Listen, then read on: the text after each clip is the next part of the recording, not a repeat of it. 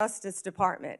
But the American people spoke loud and clear when they overwhelmingly elected him. The two-tier system of justice is over. Senator Kennedy. Me? Yes. General, welcome. Let's suppose that I'm appointed special counsel at the Department of Justice, and I go to the telecommunication companies, the phone companies. Let's single out AT&T, and I say, look, I know you're busy, but I want to see a copy of the phone records of a sitting United States senator. They're not going to just give them to me, are they? No, Senator, of course not. In fact, they're probably going to ask me what planet I just parachuted in from, aren't they? Yes, Senator. They're going to tell me to come back with a subpoena, aren't they? Yes, Senator. Okay. What do I have to show in that subpoena to get those phone records of a sitting? Did I mention it was a sitting United States senator? I can't remember. What do I have to show to get the phone records of a sitting United States senator? Yes, Senator, there were actually 8 sitting United States senators. Yeah, I heard that. And you would have to have cause. I'm sorry, what do I have to show? You would have to have cause to get the subpoena. Good cause or probable cause? Probable cause. Okay. Probable cause, or if it's a subpoena duces tecum, good cause, to show what? You would need good cause for a subpoena duces tecum, and what you would have to show is that you believed a crime had been committed, or there was a possibility of a crime, or that could lead to other crimes. We frequently, in criminal enterprises, subpoena cell phones. By the sitting United States senator? Senator, they would have to have believed you were part of a criminal conspiracy, is my understanding. Would a judge have to sign off on it? On the subpoena? Yes, Senator. Well, for a subpoena duces tecum, Jack Smith probably took it straight to the judge. Now, the phone companies, particularly their general counsel, if they're worried about civil liability, even with a subpoena to get the phone records of a sitting United States senator. Did I mention it was a sitting United States senator? Yes, Senator. The general counsel for that phone company, let's say AT&T, they have the right to seek to quash that subpoena, don't they? Phone companies frequently do that. Yeah. And a smart general counsel for that phone company is going to call the sitting United States senator and say, would you like to weigh in on this? Would you like me to quash the subpoena? We're talking about invading someone's privacy here by a sitting United States senator. Could the general counsel for the phone company do that? Well, Senator, if they believe that a crime could have been committed, they could not tip off the person who committed the crime. Again, I can't comment on details of this particular case. I'm just asking you theoretically. I've never seen you commit a crime, Senator Kennedy. But let's suppose, okay, they didn't want to tip off the sitting United States senator. But the phone company and the general counsel for the phone company, or companies, if there were more than one involved, could say, you know, this is serious as an aneurysm. This is serious as 4 heart attacks and a stroke. This is a sitting United States senator. So general counsel would likely advise the CEO, well, you need to file a motion to quash. The telephone companies could have contested those subpoenas, could they not? Hypothetically, yes. I can't talk about the facts of this particular case. We're talking hypothetical. Senator, subpoenas are issued all the time through phone companies working with the general counsel. But they can file a motion to quash. They could, yes. Yeah. In any case. And if they should have filed a motion to quash, and a reasonable person would have filed a motion. America just witnessed one of the most uncomfortable moments for the Justice Department in recent memory. A U.S. senator methodically dismantled the idea that you can secretly pull phone records from sitting senators without cause, oversight, or consequences. And just when it seemed the hearing couldn't get more explosive, the conversation shifted to Jeffrey Epstein, blackmail, and allegations that powerful people didn't just ignore crimes, they participated. This is not politics as usual. This is about privacy, power, and accountability. Because this is a sitting United States senator. And they didn't file a motion to quash. They would incur civil liability, wouldn't they?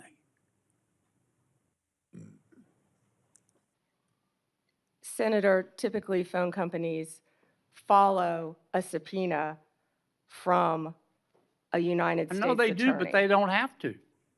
They could challenge it, Senator. Yeah. And if they don't challenge it, they better have a damn good reason. Right? Right? Senator, I can't talk about the facts of this particular This is just a case. hypothetical. In general, hypothetically, Senator, maybe they didn't recognize any of the names of the 8 sitting United States senators. Hypothetically. That was a joke.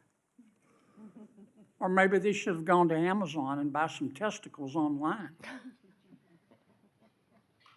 Instead of just saying, sure, I'll just show you the phone records of a sitting United States senator on the basis of an administrative subpoena.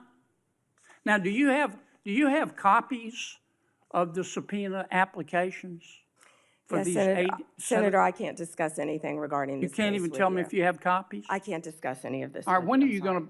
going to, General, when are you going to be able to discuss it? I can't discuss whether there is or is not a pending investigation, I understand, Senator. This but was let's just assume brought to light if by there is a Director pending Patel. investigation, I don't want this to get swept under the rug, okay? Because I think you're going to get pushback from all quarters.